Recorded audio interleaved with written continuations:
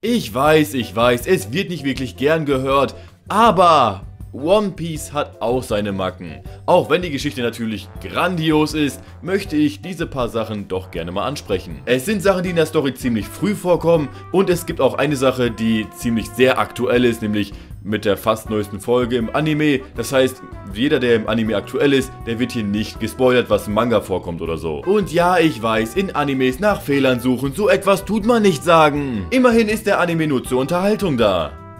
Ist ja ein Ding. Genau wie das Video. Aber fangen wir an. Die erste Sache fängt eigentlich schon ziemlich sehr früh in der Geschichte an. Und zwar geht es mir hierbei um die schöne und ruhige Stadt Kokos, welche auf den Konomi-Inseln existiert. Wie wir wissen, wurde diese Insel von einer kleinen Fischmenschentruppe, und zwar der von Arlong, tyrannisiert. Manche, die den Anfang von One Piece verpasst haben, fragen sich jetzt vielleicht, wer Arlong ist. Nun, er ist ein Geldgeier, schmieriger, fischköpfiger, nach Fisch stinkender und aussehender Fischmensch, welcher von so einigen schon hart auf die Fresse bekommen hat. Was im Moment mit ihm los ist, weiß ich nicht und eigentlich gibt es auch gar keine Infos dazu. In Impel Down war er ja schließlich nicht. Egal, zurück zum Thema. Er kam also in Kokos an und begann sich sofort in die Herzen der Dorfbewohner zu bohren. Ey yo, ihr könnt nichts gegen mich sagen, denn das wäre rassistisch. Also können wir machen, was wir wollen, ohne dass ihr etwas sagen könnt. Außerdem haben wir Rot auf unserer Seite und diese lassen wir auf euch los, wenn ihr uns nichts, sagen wir mal, 100.000 Berry pro erwachsene Person und 50.000 Berry pro Kind im Jahr ausgibt. Ist das okay? Und die Dorfbewohner so, okay. Von nun an fangen nun also die Dorfbewohner damit an, ihm jährlich Geld zu geben, also 100.000 pro erwachsene Person und 50.000 pro Kind. Aber woher haben die das Geld eigentlich, wenn sie doch von der Außenwelt abgeschnitten sind? All ihre Schiffe wurden zerstört und kein Schiff durfte dort anlegen. Somit war der Handel mit der Außenwelt komplett ausgeschlossen. Immerhin bestand ja auch die Gefahr darin, dass irgendeiner von den anderen Inseln halt Hilfe holen könnte. Sie könnten ja nicht einfach die 100.000 Berry, die jeder nur ganz knapp aufbringen konnte, einkassieren, sich davon nichts in diesem Land dort kaufen, was ja quasi somit die einzige Quelle der Bewohner an Geld wäre, und erwarten, dass sie immer mehr Geld für ihn haben. Woher soll das denn kommen? Aus Hogwarts? Denn man müsste dafür fucking zaubern können. Oder eine Gelddruckerei haben oder so ein Scheiß. Aber dann würde es ja eine krasse Inflation geben, wenn jedes Land eine Gelddruckerei hätte. Außerdem wäre die Druckerei wohl Arlongs Sammelplatz zum Kreiswichsen, so geldgeil wie dieser Fisch ist.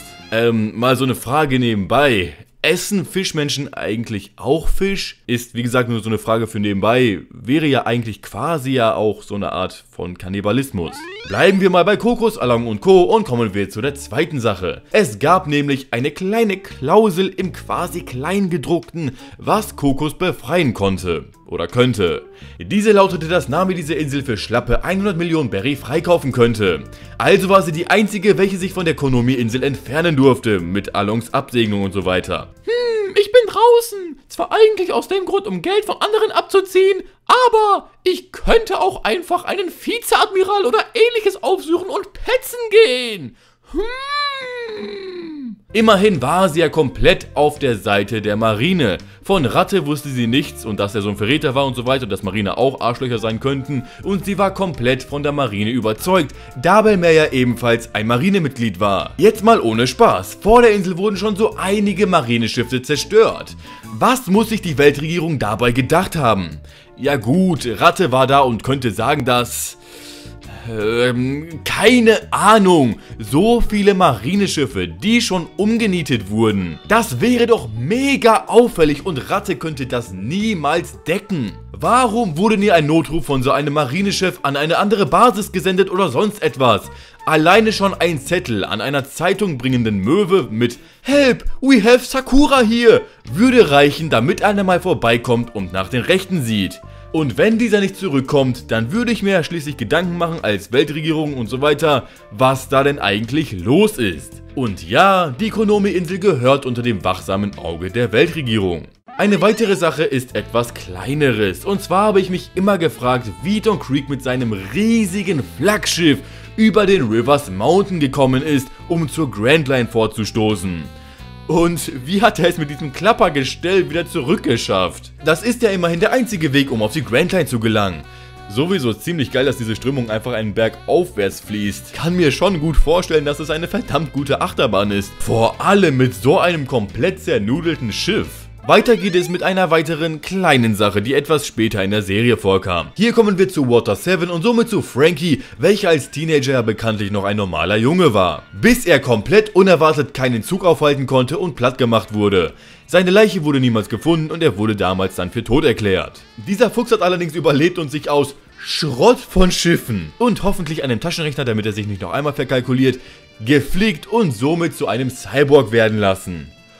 Oh boy! Ich bin jetzt kein Arzt, auch wenn mein Titel Professor Dr. Serienreviewer lautet, aber es ist wohl möglich, rein in der Theorie, dass du dir dank diesen Dingern, die du dir da drin verbaut hast, locker, aber wirklich locker mindestens 36 fucking verschiedene Krankheiten angefangen hast. Ah, das ist also die wahre Herkunft von seinem selbstgegebenen Namen Battle Frankie 36. Und auch voll geil dieser eine Gedanke. So liegt er da mit einem fucking Ganzkörperbruch, weil er von einem fucking Zug überrollt wurde. Und denkt sich nur, ja geil, jetzt hält mich ja gar nichts mehr auf, um mich zu einem Cyborg umzubauen. Ah fuck, kann mich nicht bewegen. Die nächste Sache ist etwas früher passiert, und zwar ist es mir hier auf Skype aufgefallen. Wir haben hier Nami, Ruffy, eine mehrere Tonnen schwere Goldkugel, einen Wafer für eine Person, eine Ranke, die gerade am Abstürzen ist und Enel, der böse Bube, welcher mit der Eiche Noah da oben irgendwo am Rumfliegen ist. Ich glaube, jeder weiß, worauf ich hinaus will. Oder wie konnte der Wafer, welcher für eine, maximal 2 Personen geeignet ist, so viel Energie und Kraft aufbringen, um zu zweit so steil die Ranke aufwärts zu fahren? Mit einer tonnenschweren Goldkugel an Ruffys Hand. Was auch immer der Motor des Wavers ist. Vegapunk wäre stolz. 3 Sachen fehlen noch und alle 3 Sachen sind eigentlich gar nicht mal so lang. Das nächste, was ich mich gefragt habe, ist nämlich, warum die Weltregierung nicht Rotfuß Jeff gefangen nimmt. Jeff war ja schließlich ein berühmter Pirat, welcher auf der Grand Line erfolgreich und gefürchtet sein Unwesen getrieben hat.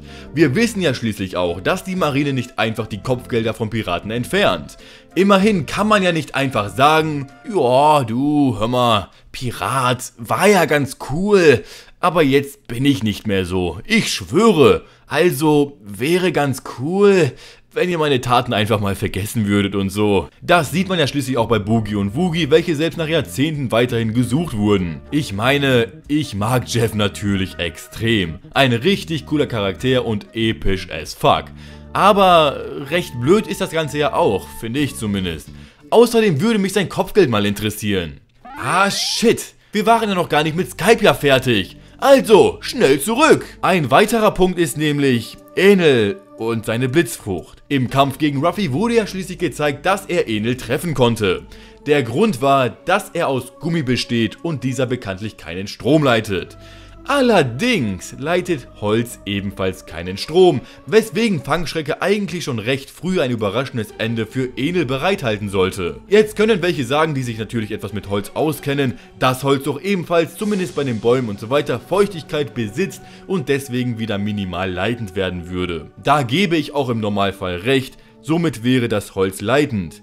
Allerdings ist das Holz, woraus man Speere macht und so weiter, immer trockenes Holz, also ist dieses Holz kein Leitmaterial.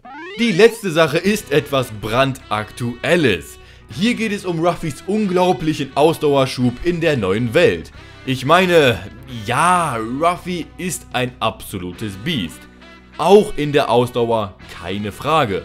Aber in Dressrosa konnte er Gear 4 paar Minuten aufrechterhalten, höchstens ein paar Stunden, bis er dann komplett ausgenockt war und für paar Tage schlafen musste. In der Whole Cake Island Arc, da hat er einfach alles um das 10.000-fache getoppt. Erstmal Kommandant Cracker nach 11 Stunden Kampf umhauen, von Sanji verprügelt werden, dann von der Armee verprügelt werden, im Gefängnis hocken und dort ein bisschen ausrasten, ein bisschen noch weitere Energie verlieren, ausbrechen, weitere Leute von Big Mom zerkloppen, zu der Stelle, die er Sanji gesagt hat, gehen, kurz was snacken und endlich mal 3 bis 4 Stunden Pause. Die Hochzeit geht los und Ruffy klopft sich hier wieder etwas und man sieht, dass er eigentlich gar keine Kraft mehr hat. Jetzt schnell durch den unendlich streckenden Wald flüchten, an der Sunny ankommen und weiter in den Spiegel, um sich dort 12 Stunden lang gegen den ersten Kommandanten Katakuri auszutoben. Und den Kampf dann auch noch gewinnen. Ich meine, ja, er hat Ausdauer und so weiter, aber das war einfach etwas übertrieben. Hat er irgendwie Ivankovs Hormone bzw. Steroide to go irgendwie in Flaschen umgefüllt und das immer wieder getrunken, oder?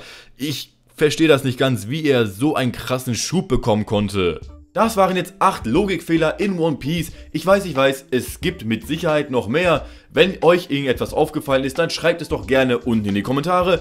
Wenn mir selbst noch irgendwelche auffallen und auch mehrere auffallen, nicht nur 1 zu 1, würde ich dann kein weiteres Video machen. Aber wenn mir mehrere Sachen auffallen, dann würde ich halt auch noch ein weiteres Video dazu machen. Je nachdem, wie groß die Sachen sind und ja, wie viele es sind. Das war es jetzt allerdings aber auch schon wieder von mir.